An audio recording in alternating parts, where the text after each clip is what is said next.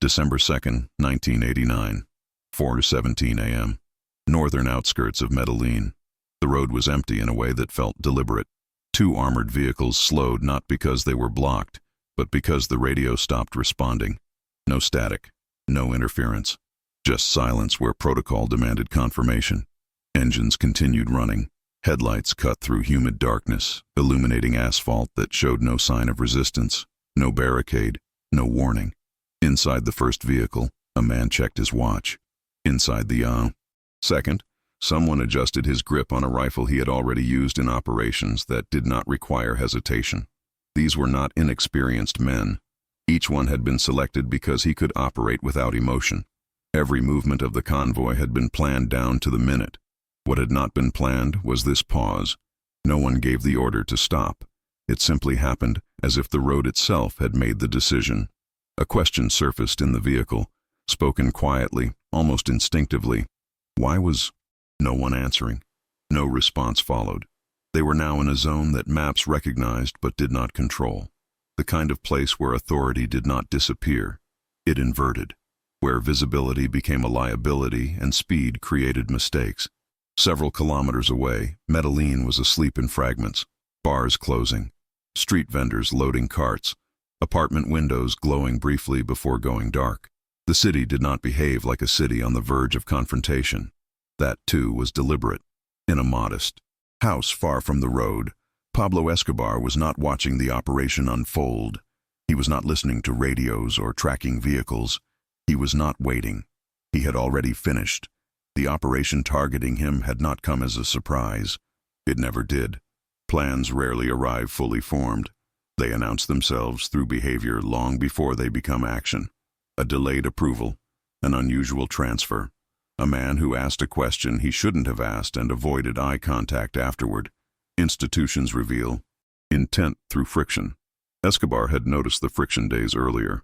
He did not intervene. Stopping the operation would have acknowledged it. Responding would have centered it around him. Instead, he let it proceed, but not toward its intended outcome. Back on the road, the silence stretched.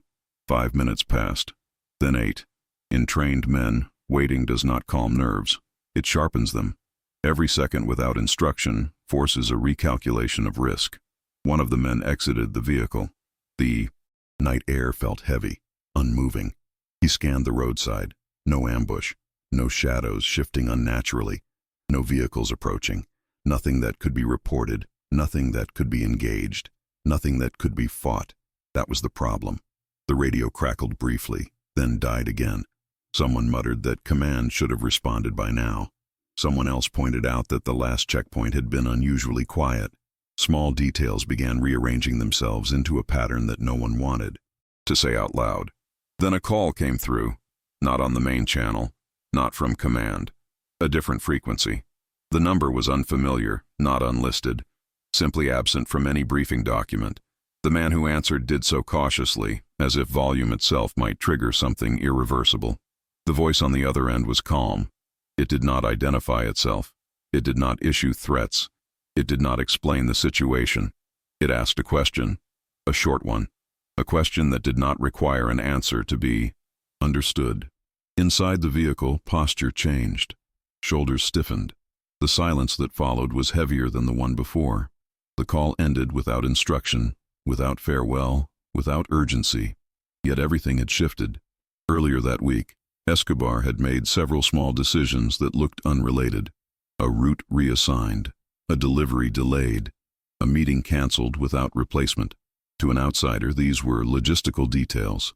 To a system, they were pressure points. The men on the road did not know that their operation had already been absorbed, not resisted, not confronted, but integrated into a larger sequence. By the time they crossed into that stretch of asphalt, their presence was no longer an intrusion. It was a signal. One Escobar had already accounted for. The convoy waited. Minutes accumulated without meaning. No new calls arrived. No orders came to advance or retreat. The men began to understand that escalation was not coming, and that this absence was intentional. In Medellin, morning approached without sirens, without roadblocks, without visible response. The city did not brace for impact. It simply adjusted its rhythm slightly. The the way organisms do when something changes internally. Escobar did not issue commands that night. He did not need to. The outcome had been locked in earlier, through alignment rather than force. The state would later describe the operation as inconclusive, delayed, compromised by incomplete intelligence. That explanation satisfied paperwork. It did not satisfy the men who had been there. Eventually, the convoy turned back. No formal abort order had been received, but consensus emerged quietly. Continuing forward no longer made sense, not because of danger, but because relevance had shifted. One of the vehicles did not return. It was not destroyed, not seized. It simply diverged from the operation's timeline and reappeared elsewhere under a different designation. Paperwork would follow. It always did. By late morning, a single man walked into a government office carrying an envelope he had not opened. He did not need to. The weight of it was not in its contents, but in what it represented. Reassignment, removal, quiet extraction from a process that no longer required him. He was the only one who would be clearly accounted for. 19 others would fade through transfers, resignations, early retirements, and files marked pending review.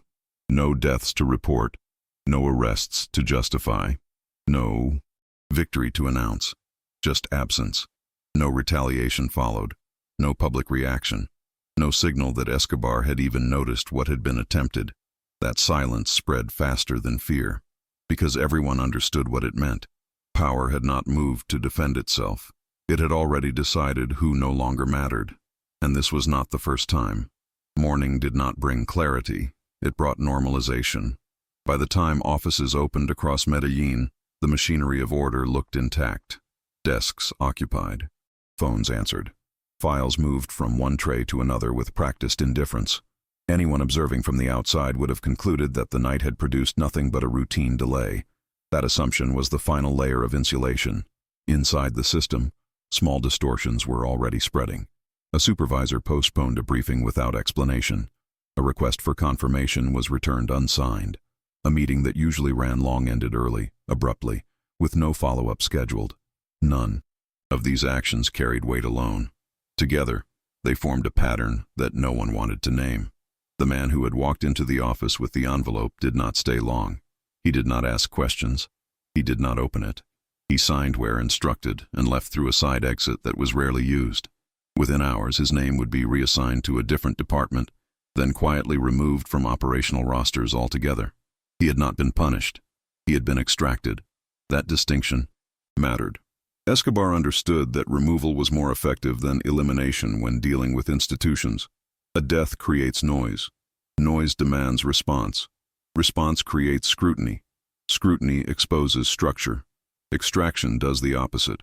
It preserves the appearance of continuity while hollowing out capability from within. By noon, internal reports had already begun contradicting each other. Not overtly, subtly. A timestamp off by 12 minutes. A vehicle listed as delayed rather than diverted. Language softened. Responsibility diffused upward, then outward, until no single node could be isolated. This was not incompetence. It was design responding to pressure. The pressure itself was invisible. Escobar had not issued threats. He had not mobilized men. He had not demonstrated force. What he had done instead was alter expectations. He had introduced uncertainty into a system that depended on predictability to function. When predictability collapses, institutions hesitate. When they hesitate, they lose tempo. When tempo is lost, authority becomes reactive. By mid-afternoon, analysts in Bogota were already revising assumptions. Not publicly, privately. Questions were raised about intelligence reliability, about internal leaks, about jurisdictional overlap. None of those questions pointed to Escobar directly. That was the point. He was not the variable, he was the constant. The true variable was confidence. That night in Medellin, no curfew was imposed. No emergency measures announced. The city behaved as if nothing had happened, and yet behavior shifted. Patrols avoided certain streets. Informal checkpoints dissolved without explanation. Men who usually spoke loudly lowered their voices. Silence does not spread randomly. It follows understanding. Those who understood first said nothing. They didn't need to. Days passed. No follow-up operation materialized. No escalation arrived to justify the original attempt. Files remained open but untouched, waiting for momentum that never returned. Within a week, the operation was no longer discussed, not because it had failed, but because it no longer fit the narrative anyone wanted to defend. Escobar observed all of this from a distance that protected him from implication. He did not celebrate outcomes. Celebration creates witnesses.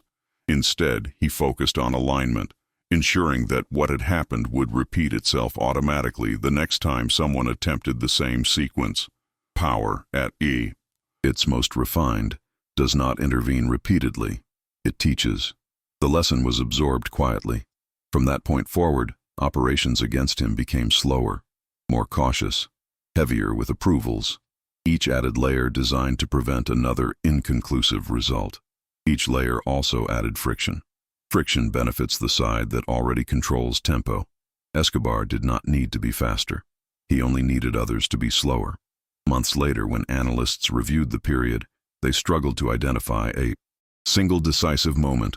There was no firefight, no intercepted order, no recorded threat that could be cited as causal. What they found instead were gaps, moments where initiative dissolved, where confidence fractured without obvious cause, where men hesitated not because they were afraid of dying, but because they were unsure whether their actions still mattered. That uncertainty outlives fear. Fear fades. Uncertainty reorganizes behavior permanently. The man with the envelope would later leave government service entirely. He moved to a smaller city, took a quieter role. When asked years later about that period, he described it as a transition, not an escape. He never mentioned names. He didn't need to. Escobar never followed up, never checked outcomes, never adjusted based on feedback. The system had responded exactly as predicted. That was the confirmation. By removing relevance instead of lives, he had demonstrated a form of control that institutions were not designed to counter. They could respond to violence. They could mobilize against threats. They could not mobilize against absence. And absence, when engineered correctly, leaves no fingerprints. The story would later be summarized inaccurately, reduced to numbers, to rumors, to a line repeated in different forms, stripped of context and intention. But those who were there understood something else.